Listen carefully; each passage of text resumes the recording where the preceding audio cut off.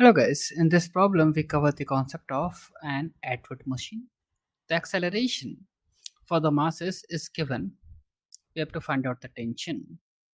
Now consider the weight m2, the forces acting on the weight m2 are the weight m2g along the vertically downward direction and the tension T along the vertically upward direction. Now we can write the equation of motion for m2 as the tension T minus m2g equals m2a, or from the given value of the acceleration we can write the tension T equals m2 times the acceleration due to gravity plus the acceleration a, or T equals m2 times